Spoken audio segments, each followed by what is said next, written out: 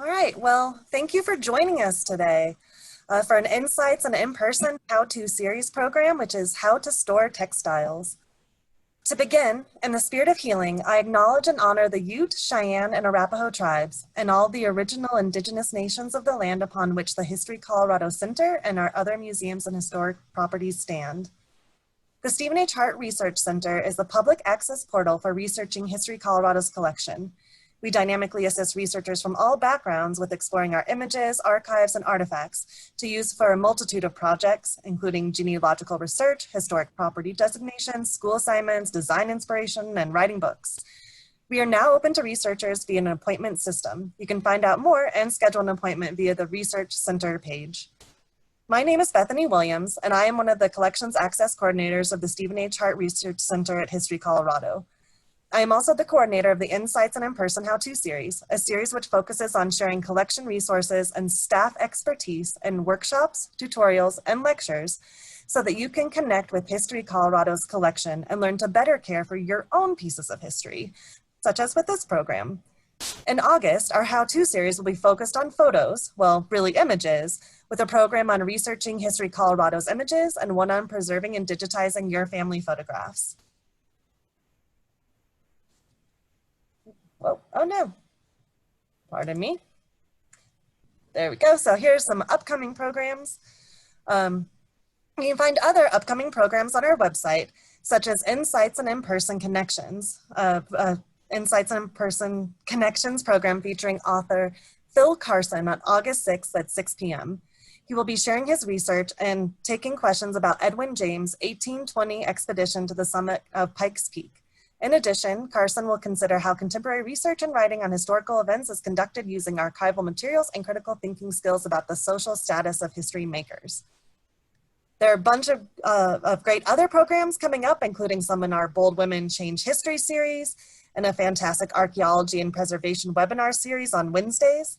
And coming up in August is This Is What Democracy Looks Like speaker series. The Borderlands series will be featuring the Buffalo Soldiers and Service in Times of Injustice on August 11th. Today's program features our collections manager, Mark Nelson, who will be teaching us how to better care for our beloved textiles at home. Use the chat box for questions or to ask for help with tech issues. I'll be running the text box behind the scenes and we'll be asking questions out loud to Mark. And we will be sending a follow-up email with some of the information Mark will be sharing today with links to where to buy archival materials, a handout which will show how to make the tubes that he's making today. So keep a lookout for that. I am really looking forward to this program, and take it away, Mark. All right, well, thanks, Bethany. Hi, everyone, I'm Mark Nelson. I'm the collections manager here at History Colorado. Today's program is really gonna focus on one of the primary ways that we store textiles here at the History Colorado Center. And when I say textiles, I'm really referring to anything that's made out of fabrics. That could be man-made as well as synthetic, as well as natural fabrics as well. And what I'm going to be showing you today, in part, is how to make something called a tissue batten.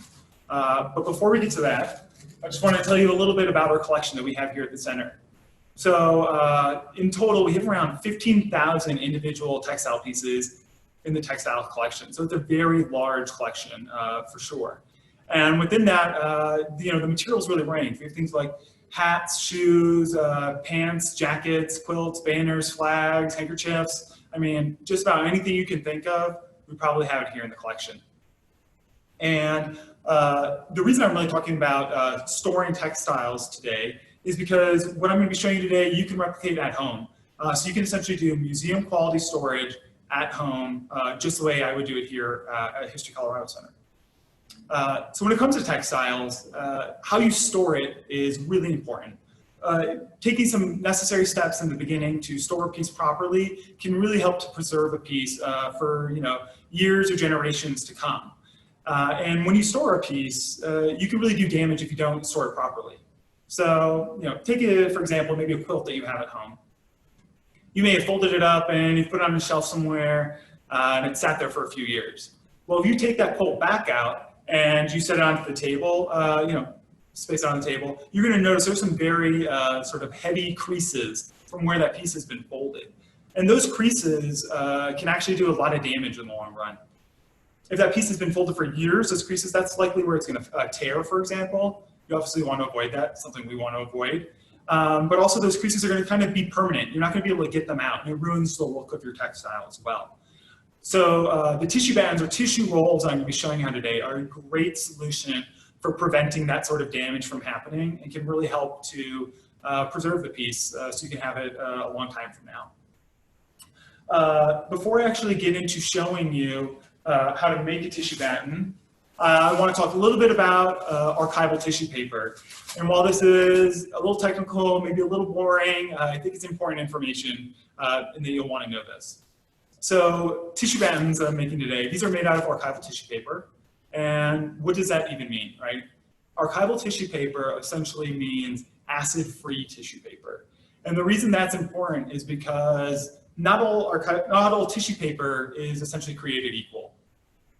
You know, you or I, we may go out to the store, we pick up some tissue paper for a gift bag, for example. That is not archival tissue paper, and you would not want to use that in storing your textile. And the reason for that is because that paper is acidic. And so as that paper breaks down or ages, it releases acidic compounds that are going to travel into your textile, and they're going to do damage to the piece. So that's why we use archival tissue paper here at the center, and that's what all museums use. And as Bethany said, these are materials that you can buy online, so I highly recommend it. It's worth the investment for sure. And now when it comes to archival tissue paper, there are really two types. So we have buffered and unbuffered. And which type of tissue paper you use really depends on what your textile is made out of. So let's talk about buffered first. Buffered tissue paper, you want to use that when you are working with a textile that has plant-based materials in it. So that could be fabrics such as cotton, linen, maybe hemp. And you would also want to use buffered tissue paper when you're working with a synthetic fabric as well. Now, unbuffered tissue paper, on the other hand, you want to use that when you have a textile that's made that has animal proteins in it. So things like leather, silk, wool, maybe even if it has feathers, right? That's when you use unbuffered tissue paper. Now, you may be asking, which would be a great question, which tissue paper is best to use if you have a textile that has both materials in it? And in that case, you want to use unbuffered tissue paper. That's the best for when you have a mix of materials. So now that we've covered tissue paper, essentially, why don't I go ahead and I'm going to show you how to make one of these. So in order to make a tissue batten, you need 2 pieces of tissue paper. And I should say, if you buy tissue paper, it usually comes in a roll or in sheets. I'm working with sheets today. But you would want 2 pieces that are the same size to start with. And your first piece is really going to be sort of the stuffing of the tissue batten or the tissue roll. And in order to do that, what you want to do is we're going to be making folds in the paper. And how you do that is you lay your piece of tissue out in front of you, and you want to anchor your thumbs at either corner, and you sort of just do a pinch and pulling thing. You keep your fingers where they are and just pinch and pull the tissue towards you. And you do that until you've gone all the way to the end. And hopefully, as you can see, there's some, you sort of get this ribbing to it. It sort of looks like the bellows of an accordion maybe, right? So that's what you're looking for. And once you have that, you hold on to it. You take your second piece of tissue paper, tuck the ends in of this first piece just a little bit, and you'll see why in a second. But you're going to take your first piece, put it right in the middle, and then you want to roll this second piece up and around it. Now start slow, and you want to make sure that it's a nice consistent shape, and then you just roll it to the end, really. And you can see now I've got this it's a cylindrical shape. And the reason I made my first piece a little shorter is because I'm going to tuck the ends in of this other piece. So you tuck them in or you fold them, and what you get is that's going to hold your tissue batten. It's going to hold the shape of it and hold it together. And so you want to do that on both ends.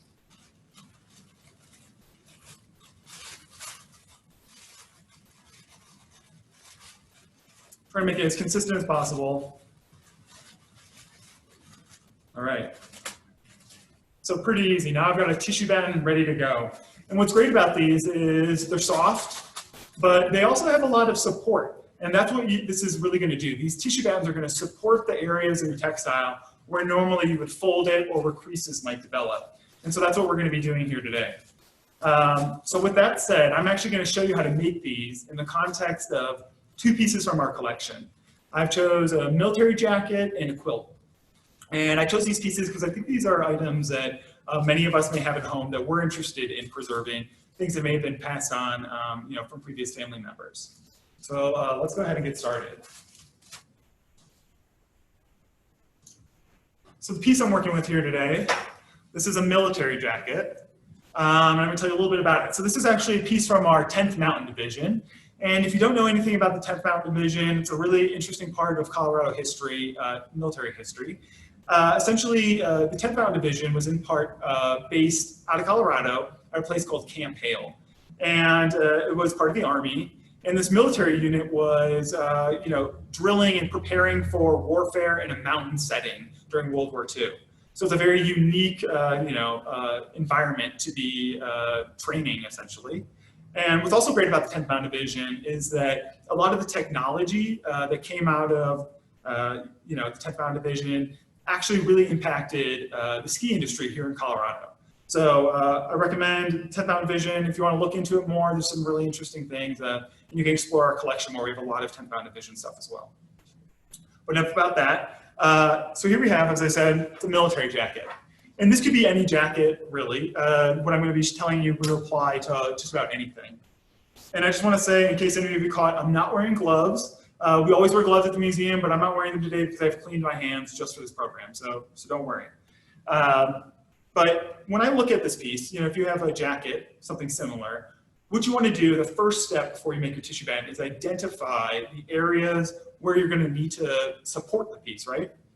So I see two main areas on this piece, right? The first is going to be the sleeves of the jacket. If it's just laying flat, you're going to get creases right along here. And so you want to prevent those. And then the second is sort of along the panel of the jacket where it folds over right along here. So in total, this piece I would make 4 tissue bands for. So I want to go ahead and get started and I'll show you that. Particularly with this military jacket and with a lot of military jackets, the arms are pretty wide. They're wide diameter. So whereas the first time I showed you how to make a tissue band, I only put 1 piece on the inside. For this particular jacket, I'm going to do 2 pieces on the inside, and so you'll see that. So once again, you take a piece of tissue paper, lay it out in front of you. I should pause and say, you also want to make sure that the tissue paper that you're working with is appropriate to the size of the piece you're working with. So this piece, I'm working with the arm first, so I want my tissue paper to be more or less the length of the arm. Luckily, the sheets I'm working with are pretty much perfect, so that works well for me. But you're going to put your thumbs at the corners, anchor your fingers there, and then you're just pinching and pulling the paper to create those ribs or those folds. With a nice ribbing, take the ends, tuck them in just a little bit. And like I said, for this one I'm doing 2, so I'm just going to set that aside and hopefully it'll stay put. I'm going to make 1 more. Anchor your thumbs, pinch and pull.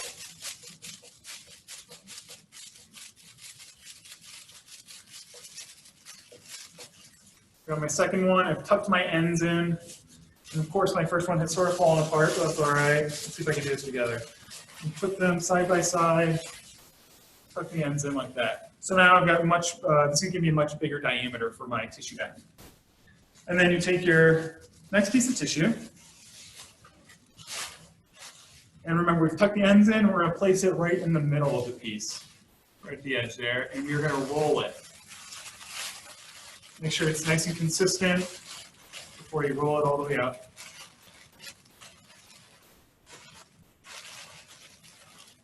All right, so I've got a thicker tissue band now, and once again, I'm going to tuck the ends in so it holds its shape.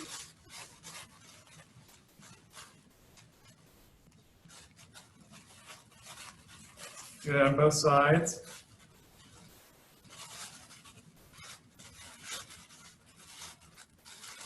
And while you might not be able to see in too much detail right now what I'm doing, the handout that we'll be providing has some good close-up shots, so you'll be able to see this. But now I've got a thicker tissue band, and I'm going to add this to the sleeve of my jacket. So So you're just going to take it and you're just going to insert it right down the sleeve.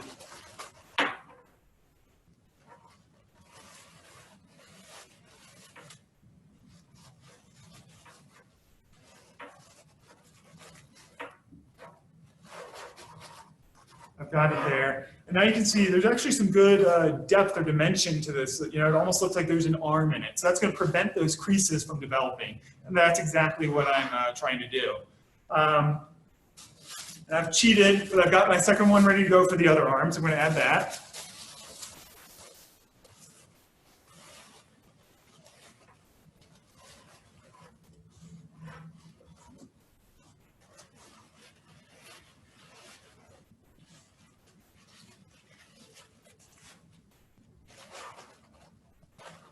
And so now both arms of my military jacket are nicely supported.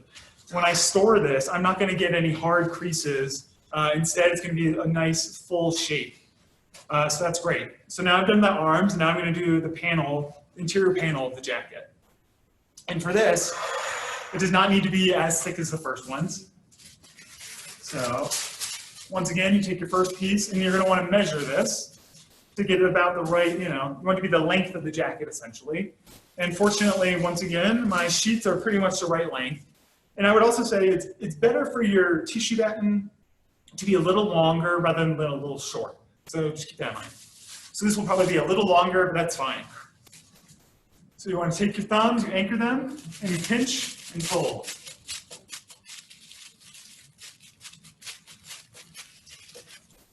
Got the nice ribbing. Tuck the ends in a little bit on each side. Take my second sheet, place it in the middle, and roll.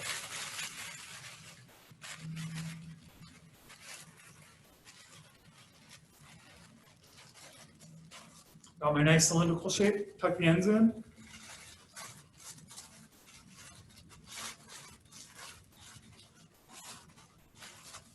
Got one end ready to go. Do the other side.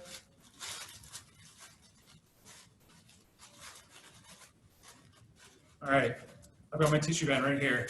And now I'm going to add this right along the edge here. So I'm gonna open up the panel. And it's all right, you can bend this a little. I'm gonna need to make a little bit of a bend there, and that's fine. And once again, I have cheated. I've got another one ready to go right here. I'm gonna add it to the other side.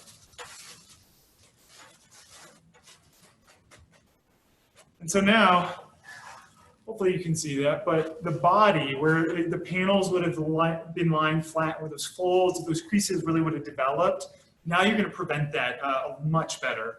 And what's important though is you want to make sure your tissue battens are up against the fabric where it folds over completely, so you're really supporting that area. And so I've got this, and you can see, it is pretty much ready to go. This is what I would be doing here at the museum. This would be ready to go and place inside an archival box. I've got one right here. So this is just the bottom, but they come in different colors, different sizes. This one's the perfect size. You'd want to get an archival box that is the right size for your textile. You don't want to force it in. You want it to be able to lay flat. That'll really help with preservation of it as well. But essentially, so this is archival, means it's acid-free, just like the tissue paper. And what I would do, or what you can do, once you have your box, is you're going to want to put another piece of tissue and line this. So I've got to grab a piece of tissue. Give me a sec.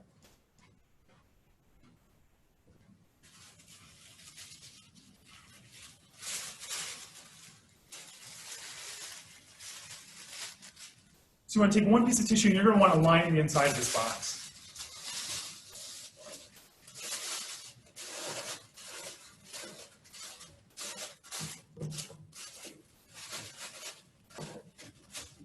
Once you have it more or less lined, then you take your textile carefully, and you're going to lay it in. And when you lay it in, as I said before, you really want to make sure that nothing is crushed, and it has as much space as it needs in order to be well supported. All right, making sure my tissue bands are where I want them. So now you can see I've got it well supported. You're not going to get really bad folds or creases in this piece, and it's in my archival box. And the last step that I would do is take another piece of tissue. In this case, I'm going to fold it over in half, and you want to cover the top of it. And sort of tuck it in, really. And so really now I would just get the box top, put it on, and this is ready to go into museum storage. This is exactly how we do it here at the museum, and you can replicate this exact same thing, the exact same materials, to have museum quality storage at home for a piece that's important to you. So now before I move on to actually showing you this now with a quilt, I thought I'd pause, Bethany, and see if there are any questions about what I've done up until now. Perfect, because there's actually quite a few great questions that have come in. So one is, do you recommend the tissue battens for very damaged textile objects, or what would you recommend for damaged textiles? I would still recommend, you still want to support even if it's damaged. I would just use extra caution when you're working with that piece, right? But you still, if you're going to be doing any sort of, if there's any sort of creases or folds when you're going to be storing that piece, you do want to use it tissue batten. And what's great is, you know, these are nice and flat.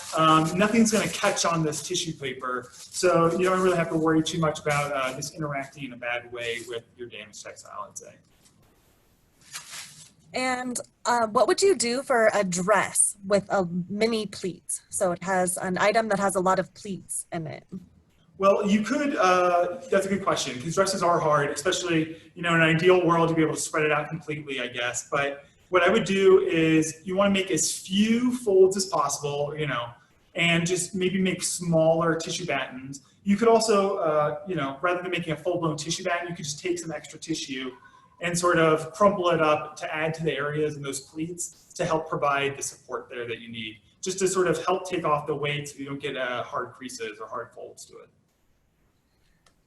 All right, another question is, do you always leave the items unbuttoned or unfastened?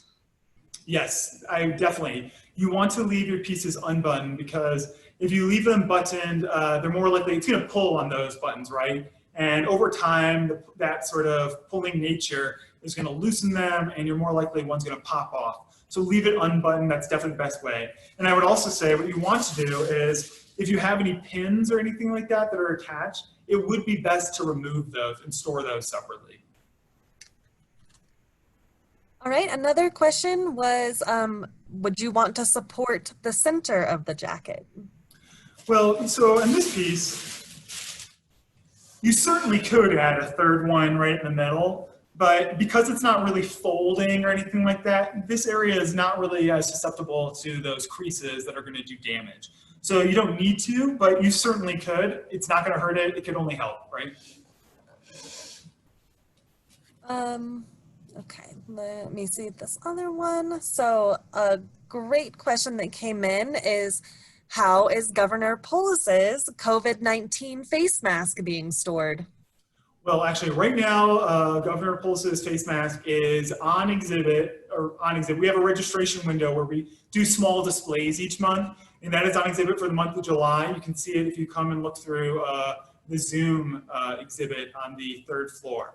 But eventually what I would do for that is probably make somewhat of a little bit of a ball to sort of fill out that thing.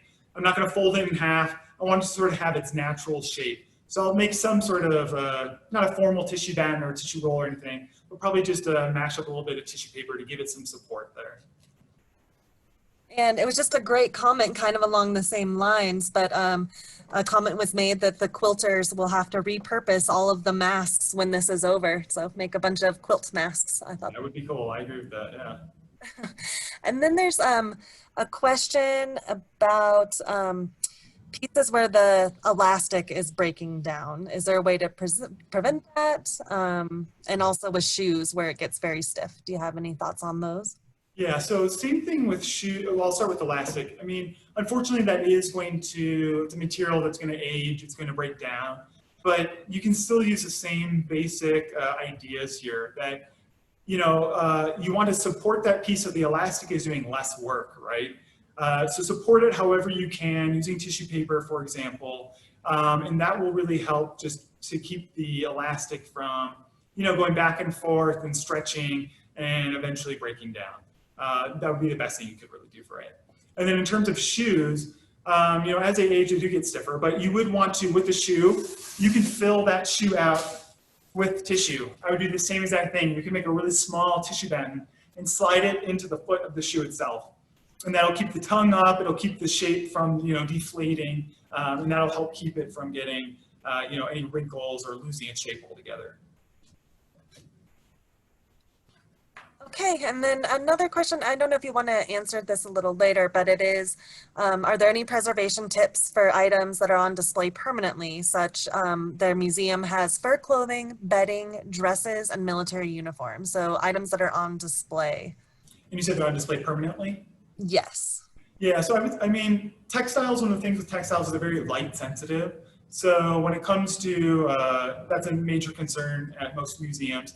If you have a textile on display, you want to use low lighting because the color will eventually fade. But you could also use this tissue batten thing. If you want to fill out the shape of your textile that's on display, I would also do that same thing. You want to give it some support so that it's not going to just be lying flat. Whatever you can do to sort of, give it that support that it needs so that it doesn't, just lie flat and create those creases, that's really going to help, even with something on display like that. Okay, looks like there's some other questions coming in, but I think that those will fold in nicely to some of the other stuff that you're going to head into, and I know that the quilters are dying to see that beautiful quilt. All right, absolutely. So let's move on. Just move this to the side. I'm going to put my workspace together here.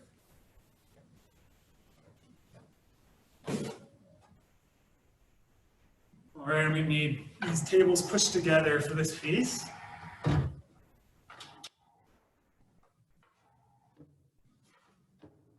All right.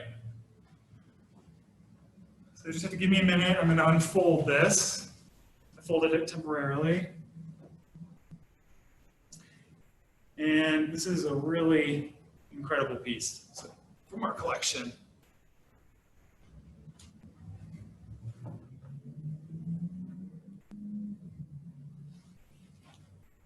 Sorry, I have to cross in front of the camera briefly.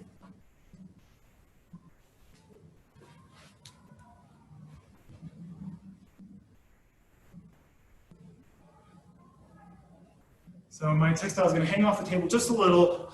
Well, that's totally all right. All right, so as you can see, we have a really colorful quilt right here. And what's amazing about this piece is this actually dates to the 1790s to 1810. So this is probably one of the oldest textiles in our collection, and it has incredible color. The pattern's amazing, but just thinking about how vibrant these colors are after so many years, I thought this was a really great piece that I wanted to share with you. And I should say that this comes from Colorado Springs, and it's in the Amish style. All right, so this is very different than a military jacket, right? So this is going to require some slightly different techniques to do this. We're still going to be using tissue battens, though. When it comes to quilts, unlike a jacket, most of us don't have the space. In an ideal world, you would lay it out flat like this, and we could store it like that. There'd be no folds to it whatsoever. Unfortunately, that's not the case for probably most people at home. It's not the case for us at the museum either. Now, how I'm going to store this is I still need to make some folds to it. I'm going to use tissue battens, but I'm going to make as few folds as possible. I need to fold it up so I can still store it reasonably in a reasonable size. But I want to avoid overfolding it because once again, those folds are going to cause creases. Those creases ultimately are going to tear, and especially in a piece that's this old, right? So what I'm going to do here is I'm going to fold this into thirds, and I'm going to fold it in half twice. And you'll see what I'm saying in a moment here. But why don't I go ahead and get started? So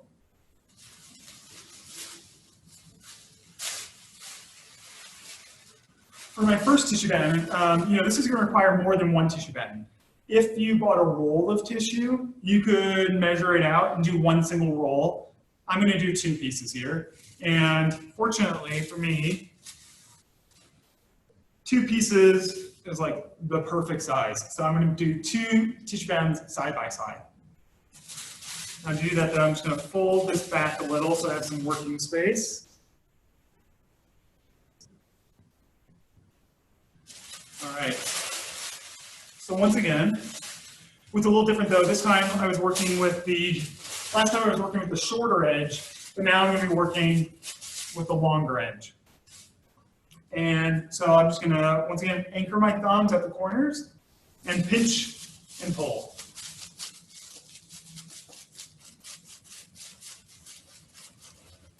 Once you got your piece ready like that, of course, tuck your ends in a little bit. And I'm going to put it in the middle. And unlike the military jacket, I'm not going to do two pieces, I'm just going to do one. If you had a really heavy quilt, you might want to add some more interior pieces. It really just depends on the textile. But anyway, so I've got the folds to my piece. I'm going to put it in the middle. I'm going to roll it up and make sure it's nice and consistent.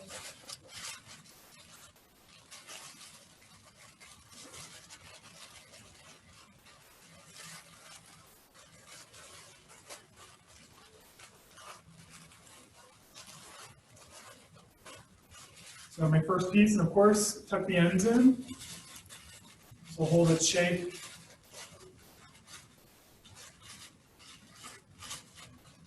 Got one end done, the other one.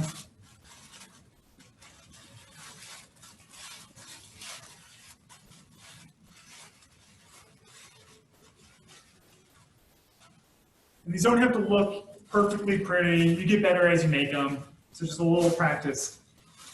They turn out pretty well. So I've got my first one. I need to make one more.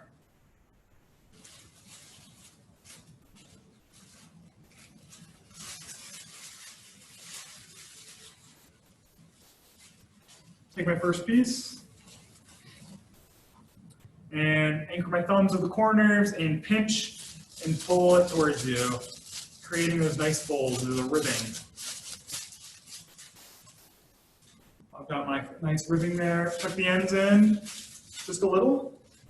Grab my second piece. Put it in the middle.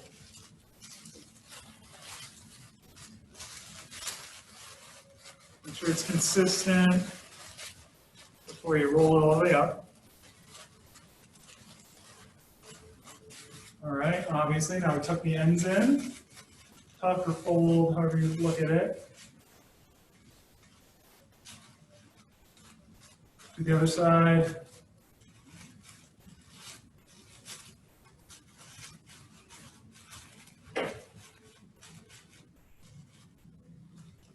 All right, I've got my second tissue band ready to go. So I'm going to make my first fold here. Unfold this again. All right, so I mentioned that I'm going to be doing this in thirds. So I'm just going to identify more or less a third of the way. I'm going to put my first piece, put my second piece side by side, and I'm going to fold this side up.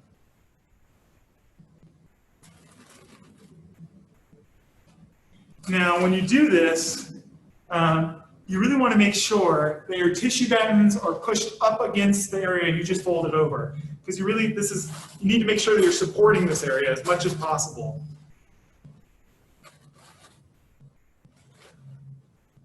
Does it matter which side you fold in? It does not matter which side you fold in. And I can answer something about that right now, actually.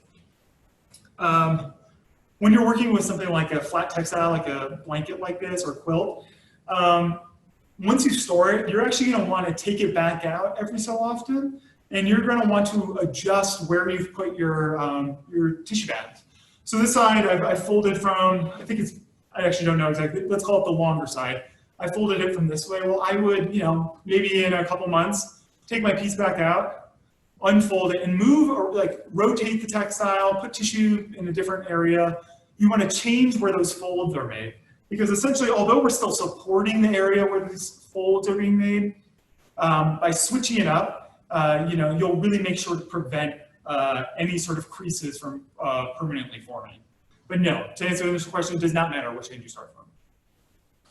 So I'm just making sure that my tissue is all the way at the back. All right, you may not be able to see, but now I've got a nice sloping curve rather than a hard crease. And that's exactly what I'm going for here.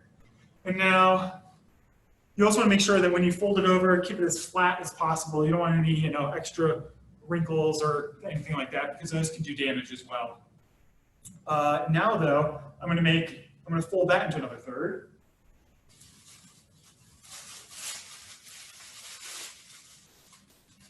So once again, I have to slide over here. Hopefully you can see me a little bit, but I'm going to make that working with a longer edge, and anchor your thumbs and pinch and pull.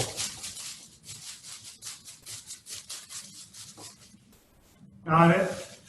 Tuck my ends in. Place it in the middle. And roll your piece up.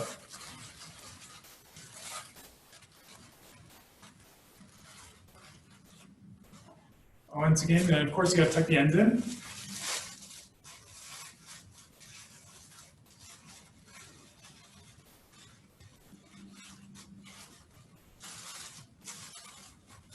Do the other side. All right, so got one ready to go. I'm going to add this pretty much at the other third side. Put one right there. I need one more.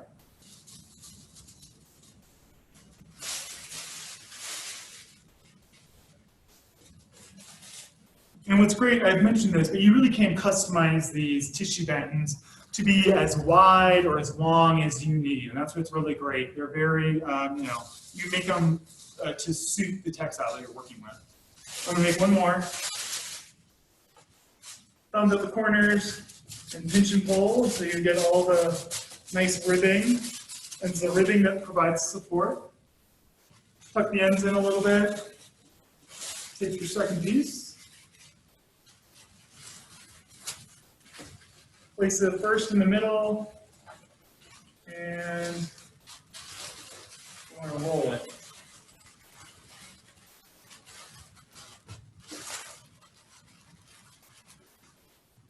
Obviously, I think you're probably getting the hang of this now, but tuck the other ends in. Other side.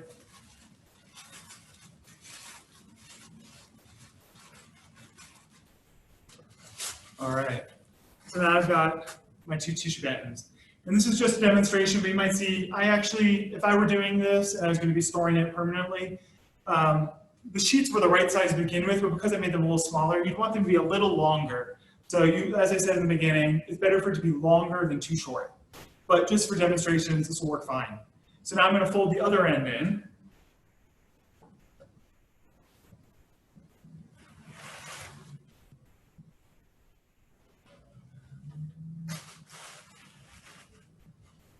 Get it to where it's about a third. And once again, make sure those tissue bands are pushed up against the back so it's really supporting the area where it's being folded over.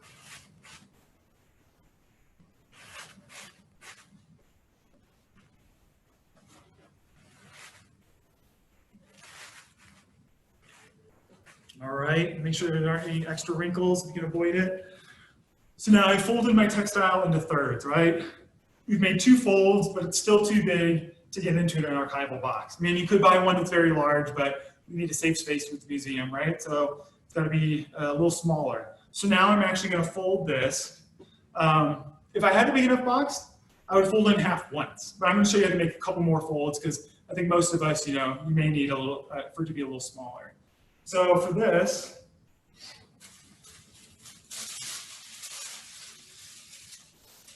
once again, I'm going to measure to see what size I need it to be because I want to do the full width. Unfortunately, these sheets are pretty much perfect. They go this full width, so I don't have to cut it or anything like that. I'm just going to scoot this out of the way a little bit. All right, so I've got my first piece. Thumbs anchored at the corners, pinch and pull.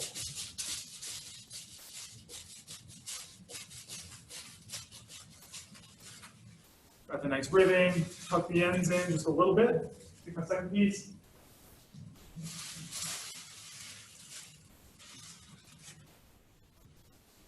There we go. Place the first in the middle. And roll.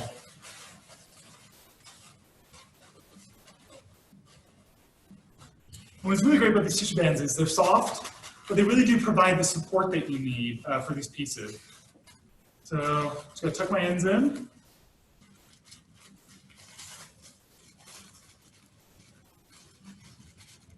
Do that on both sides.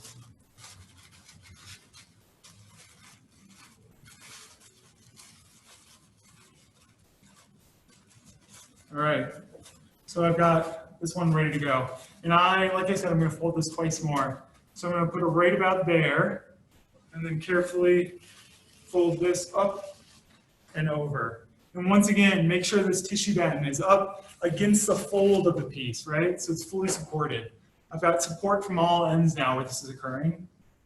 And just because I've cheated a little bit, I've got another one ready to go. I'm gonna add this right to the other side and do the same thing, fold that in. Make sure it's nicely supported. So now, here we go. I have added a number of tissue bands to this piece. It is a much smaller and more manageable size. And these tissue bands are really gonna help prevent those creases where the piece could ultimately probably rip or start to wear down over time. And as I said to someone's question, you're going to want to rotate these and move them out and adjust where you've made these folds. That'll really help to prevent any sort of damaging creases from occurring and them becoming permanent. So now that I've got that there, that sort of really completes my sort of hands-on aspect of the program.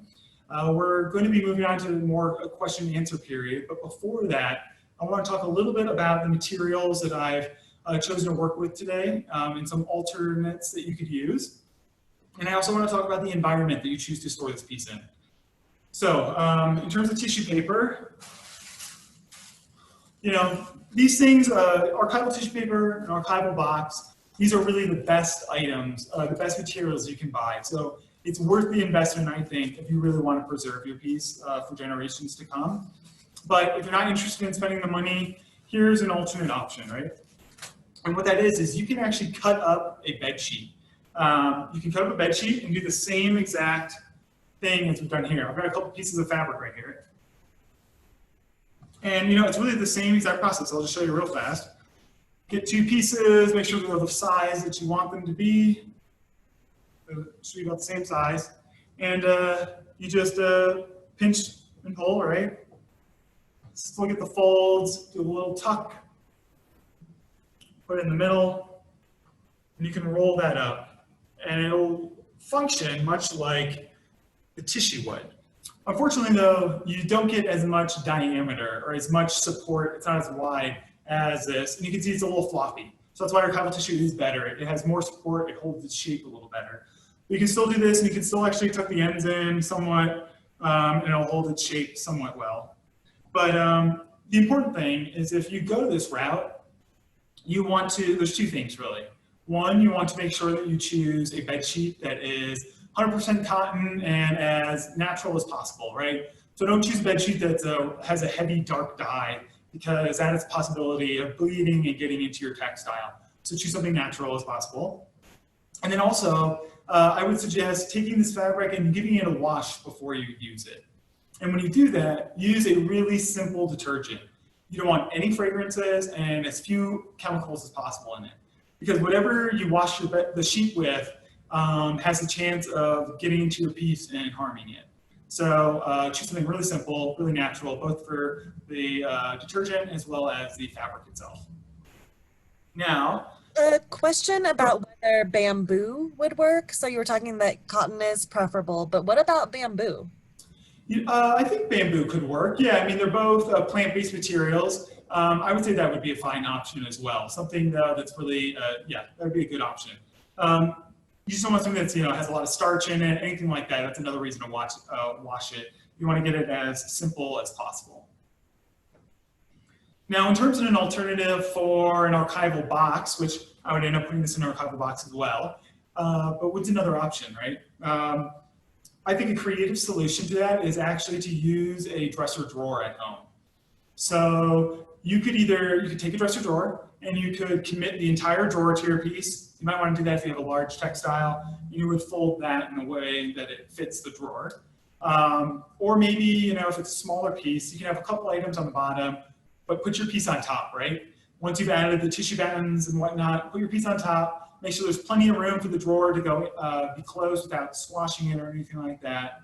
And then obviously, don't put anything on top either. That's a good alternative. And you'd still, though, want to, like we did with the archival box, you would want to use archival tissue or some fabric and line the interior of that dresser drawer, and then add a little more on top as well.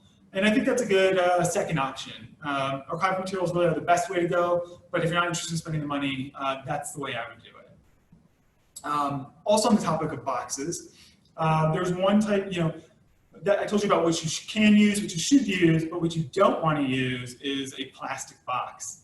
You don't want to use a plastic box, you don't want to put a cover on it. Plastics do something called off-gassing. And essentially, as they break down, as they age, they release compounds that are harmful to your textile. So you really do not want to use plastic boxes or anything like that.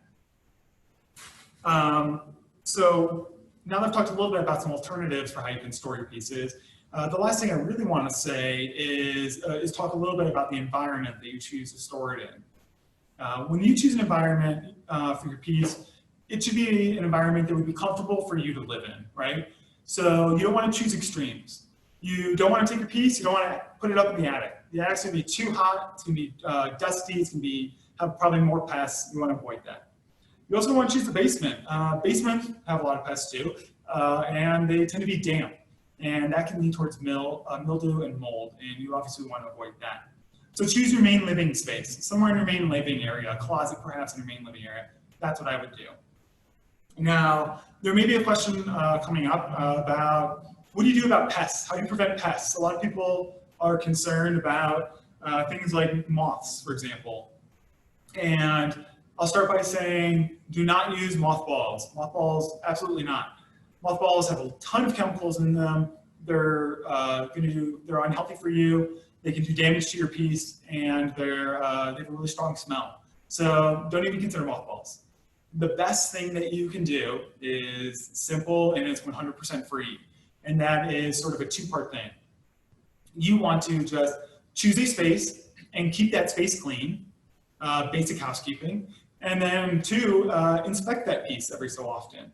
So, you know, that can mean keeping a space clean, a room clean, a closet clean. That goes a long way towards preventing pests.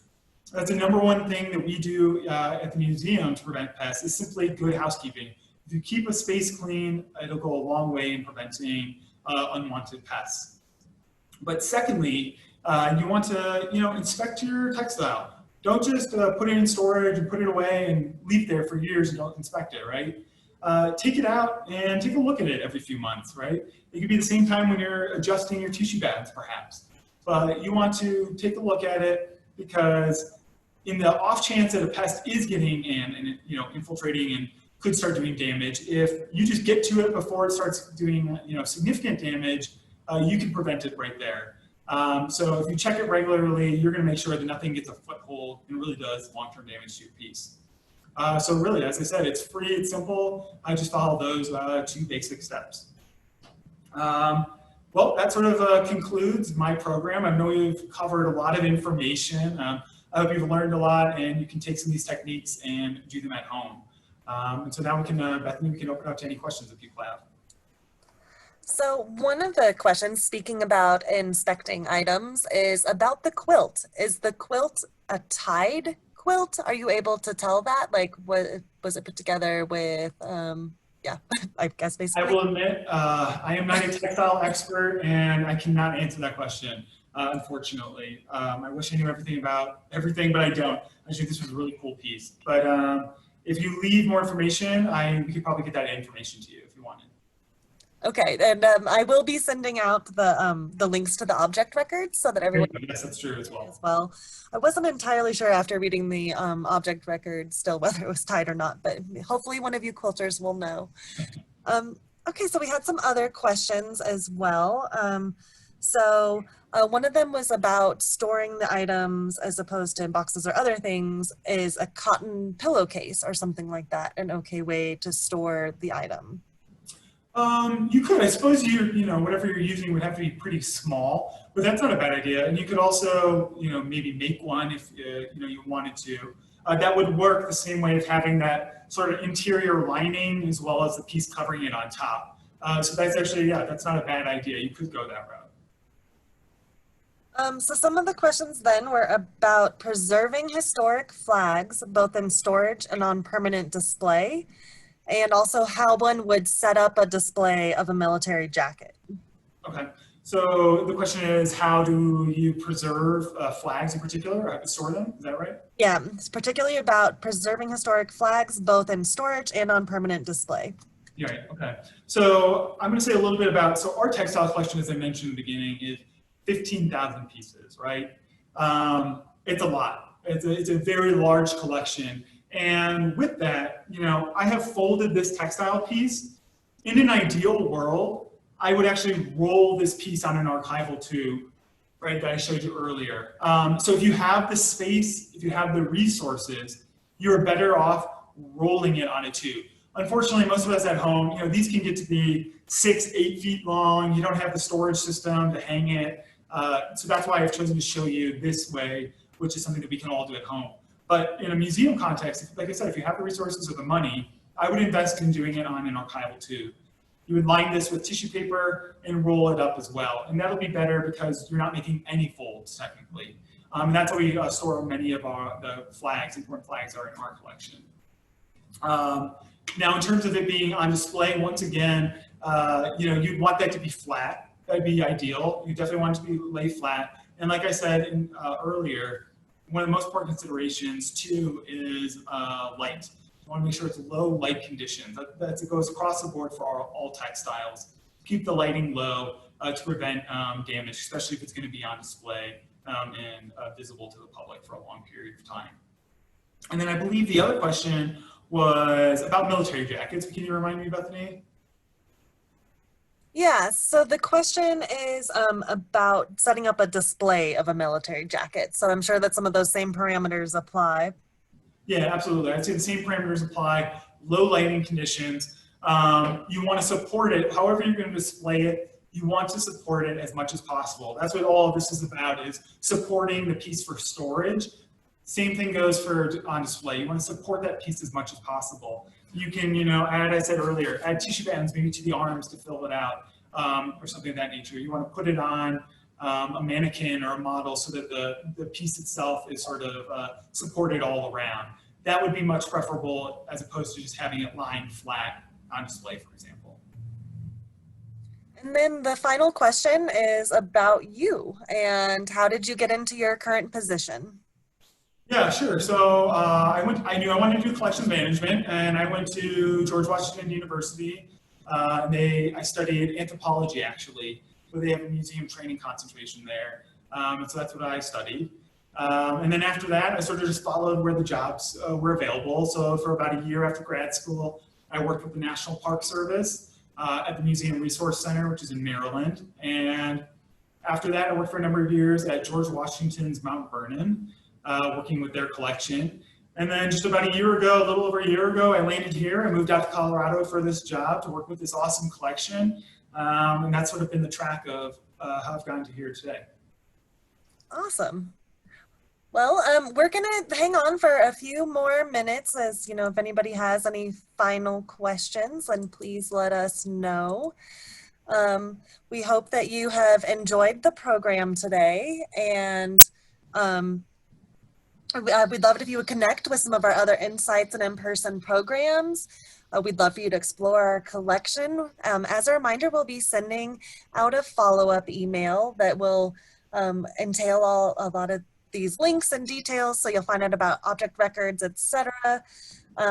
And also, if you really enjoyed the program today, then please consider potentially making a donation to support the series. Just the link will be included, and just mention InSights and InPerson. We really love bringing these programs to you. We hope that you've enjoyed them. And as you exit today, please fill out the form and let us know what you think, what other programs you would like to see, what times work best for you. For right now, we're trying these Thursdays at noon programs. But we can always switch things up in the future. We are here for you, and we hope that you've enjoyed the program today. And as I said, please hang on, and if you have any questions, then put them in the chat box, and we'll get you some answers.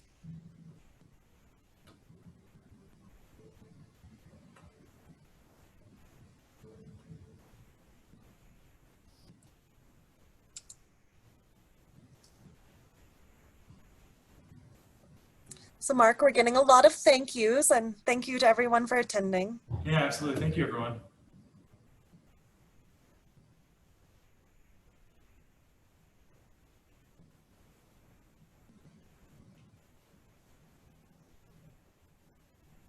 And I should have mentioned also, if you have any follow-up questions, that you can email us at cosearch@state.co.us. We will be including that as well in the follow-up email.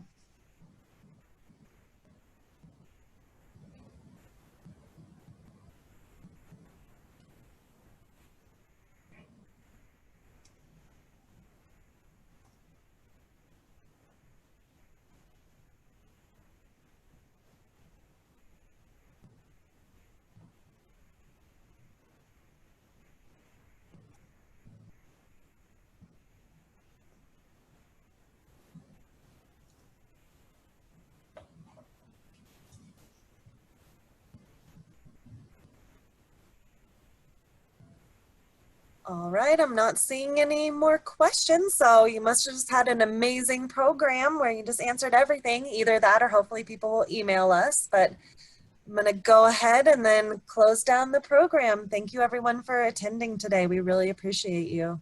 Thanks, everybody.